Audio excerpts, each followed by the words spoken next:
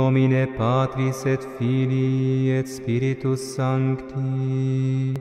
Amen. Querero in Deum, Patris. Jésus est-il toujours ton roi? J'ai entendu peu de personnes qui ont dit oui. Donc il y a d'autres personnes qui ont déjà changé de roi. Non, je vais reposer encore. Jésus est-il toujours ton roi? J'accepte, et c'est vrai, parce que nous sommes ici aujourd'hui à cause de ce roi qui nous donne vie et qui nous dirige. Mais examinons un peu cette réponse. Quand je dis que Jésus est toujours mon roi, est-ce que je le vis? Pour examiner si Jésus est toujours notre roi, je vais me servir de toutes les lectures d'aujourd'hui. Et la première façon de regarder si Jésus est toujours notre roi, c'est de regarder la manière dont nous le servons. Car Daniel, dans la première lecture aujourd'hui, Daniel voit une grande multitude de personnes de toutes les langues, de toutes les nations, et les gens, il dit bien de toutes les langues, qui servirent le Fils de l'homme. Il voit une grande multitude de personnes qui servent le Fils de l'homme. La question que je peux encore reposer ici est de savoir, est-ce que tu es aussi parmi cette multitude de personnes qui servent le Fils de l'homme? Est-ce que tu es encore parmi ces gens qui servent Jésus? Jésus est-il celui que tu sers? Il est important de poser toutes ces questions, mais il est aussi important que nous y répondions sans complaisance. Parce que là, tous nous avons répondu que Jésus est celui que je sers. Est-ce que nous pouvons nous demander la qualité et la quantité du service que nous rendons à ce roi? Si Jésus est vraiment celui que je sers, quelle est la qualité et la quantité du service que je lui réserve?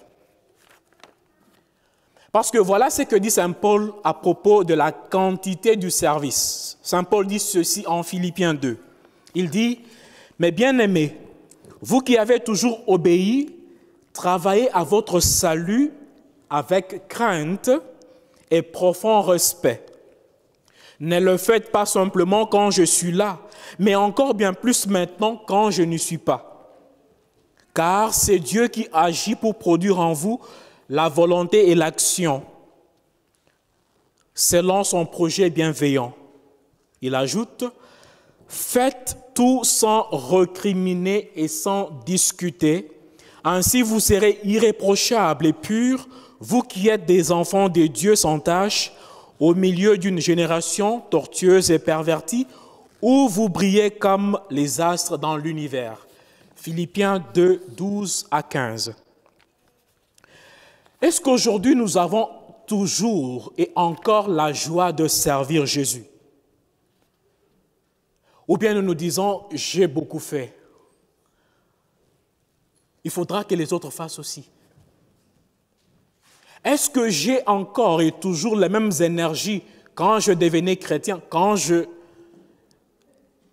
servais la messe, je chantais pour la toute première fois?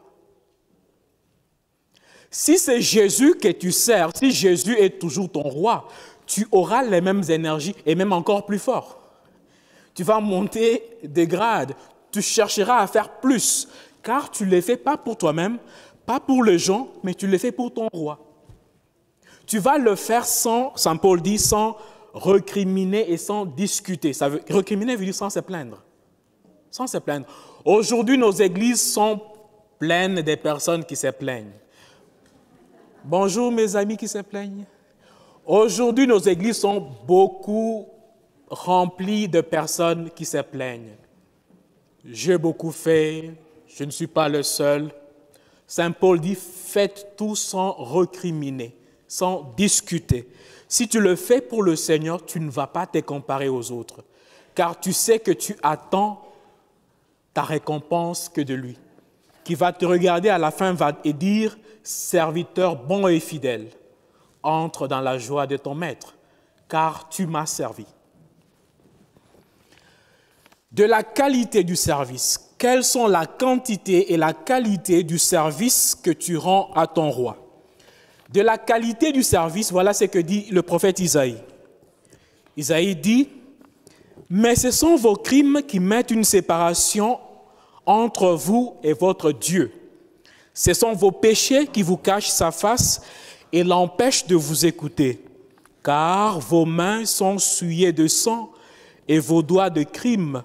Vos lèvres profèrent le mensonge et votre langue fait entendre l'iniquité. » Isaïe 59, 2 à 3. C'est déjà grand là. C'est dur. Je ne vais pas aller en profondeur ici.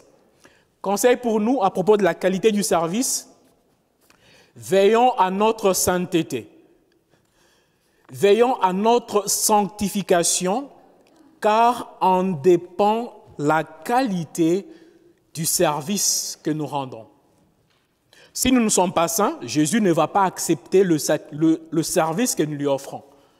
Nous allons chanter, nous allons danser, nous allons lire, nous allons prêcher, mais après tout, il ne compte pas tout cela, car nous l'avons fait dans un vase impur, dans un vase sali. Nous, catholiques, nous parlons beaucoup plus de la miséricorde. Nous aimons la miséricorde, mais nous parlons moins de la sanctification. Nous parlons moins de la sainteté. Aujourd'hui, alors que nous célébrons Jésus comme notre roi, lui qui aime un service saint, veillons à la qualité de notre service, veillons à notre sanctification pour que le service que nous lui rendions lui soit agréable. C'est pourquoi d'ailleurs quand nous commençons la messe, nous commençons avec le Kyrie, mea culpa, mea maximum culpa. Seigneur, je suis pécheur, purifie-moi afin que ce sacrifice que nous allons t'offrir puisse te plaire.